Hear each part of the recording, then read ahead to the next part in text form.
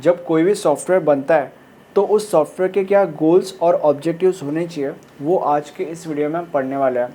सबसे पहला objective is satisfy user requirements. इसका मतलब क्या है? इसका मतलब ये है कि जब एक क्लाइंट कंपनी को अप्रोच करता है और उन्हें ये बोलता है कि मुझे एक ऐसा ऐसा सॉफ्टवेयर बनाना है और वो कंपनी ये सारी चीज़ें सुनने के बाद उसके सॉफ्टवेयर के लिए एक टीम असाइन करती है, तो ये जो टीम है जो इसके सॉफ्टवेयर को बनाने के लिए असाइन की गई है, ये टीम सबसे पहले इस यूज़र से या इस कस्टमर से इंटरैक्ट करती है और इंटरैक्ट करते करते वो ये पता लगाती है कि इस यूज़र के या इस क्लाइंट के क्या क्या रिक्वायरमेंट्स है, मतलब वो क्या क्या चाहता है अपने सॉफ्टवेयर से। और फिर ये जो भी सॉफ्टवेयर है जो ये टीम बना रही है, ये सॉफ्टवेयर एक ऐसा सॉफ्टवेयर होना चाहिए जो इन सारे के सारे रिक्वायरमेंट्स को पूरा करता हो और at the end of the day user के रिक्वायरमेंट्स को सेटिस्फाई करता हो, that is satisfy the user requirements.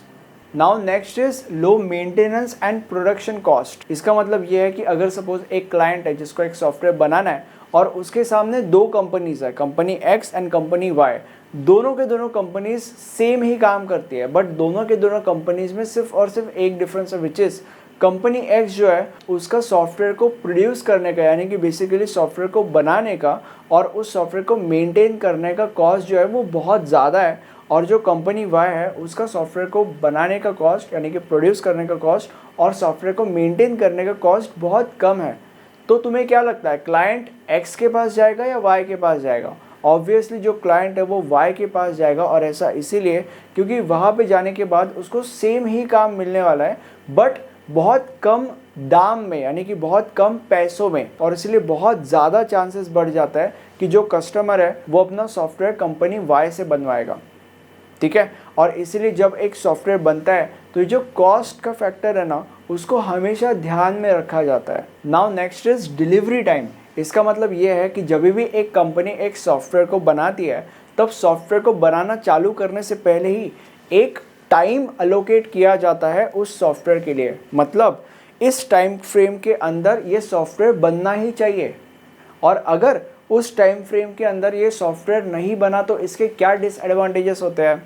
इसके डिसएडवांटेजेस ये होता है कि उस सॉफ्टवेयर की प्राइस बढ़ जाती है।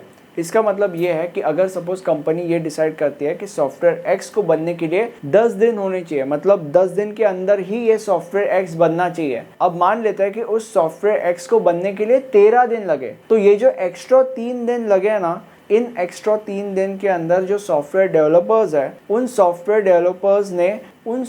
डेवलपर्स को जो मैन आवर्स किसी दूसरे सॉफ्टवेयर को डेवलप करने के लिए देने चाहिए थे, उनने वो मैन आवर्स इस सॉफ्टवेयर को डेवलप करने के लिए दिए। और हर एक सॉफ्टवेयर डेवलपर के मैन आवर का एक कॉस्ट होता है, तो इन अ वे उस सॉफ्टवेयर का कॉस्ट बढ़ गया और ये जो कॉस्ट है उस कंपनी को ही बेयर करना पड़ता है।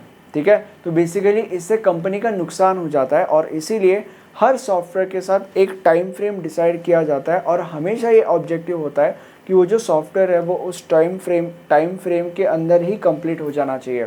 Now next is ease to reuse. इसका मतलब ये है कि इमेजिन करो कि तुम्हारे कंपनी के अंदर एक क्लाइंट आता है which is let's say client x, और वो तुम्हें ये बोलता है कि मुझे एक सॉफ्टवेयर बनाना है और ये जो सॉफ्टवेयर है वो इस टाइप का होना चाहिए और मेरे रिक्वायरमेंट्स ये है, तो तुम उसके लिए सॉफ्टवेयर बनाते हो और उसको दे देते हो, सारी की सारी चीज़ें हो जाती है। अब 1 महीने के बाद तुम्हारे कंपनी के अंदर एक दूसरा क्लाइंट आता है which is let's say client Y.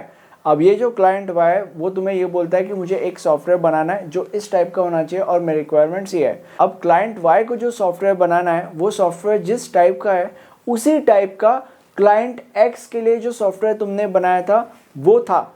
तो अभी इस केस में तुम थोड़ी ना क्लाइंट वाई के लिए वो सॉफ्टवेयर फ्रॉम स्क्रैच बनाना चालू करोगे, ऐसा तुम नहीं करोगे।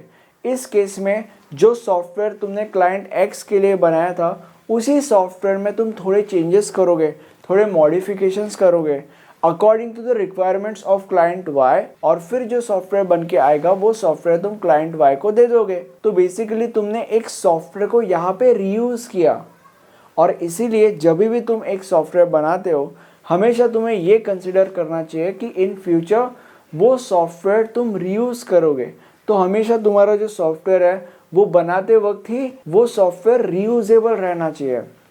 ठीक है, now next is high performance. इसका मतलब ये है कि जो भी सॉफ्टवेयर तुम बना रहे हो वो सॉफ्टवेयर एक हाई परफॉर्मेंस सॉफ्टवेयर होना चाहिए।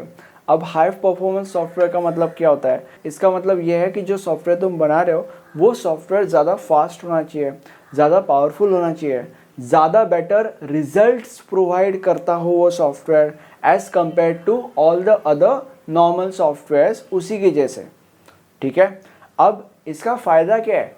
अगर तुमने एक पावरफुल सॉफ्टवेयर बना भी लिया, अगर तुमने एक हाई परफॉर्मेंस सॉफ्टवेयर बना भी लिया, तो इससे तुम कैसे बेनिफिट करोगे या तुम्हारी कंपनी कैसे बेनिफिट करेगी? अब इससे तुम्हारा ये बेनिफिट होगा कि अगर तुमने एक हाई परफॉर्मेंस सॉफ्टवेयर बना लिया तो जो तुम्हारे क्लाइंट्स हैं वो ज़्यादा पैसे भरने के लिए तैयार हो जाते हैं।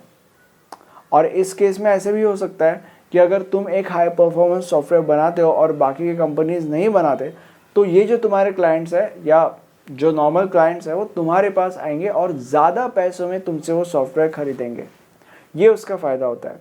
अब मुझे कमेंट सेक्शन में एकदम सच सच बताओ कि आपको ये वीडियो कैसा लगा। और ये हमारा प्लेलिस्ट है, इस प्लेलिस्ट में आपको इस सब्जेक्ट के सारे वीडियोस मिल जाएंगे। Thank you so much.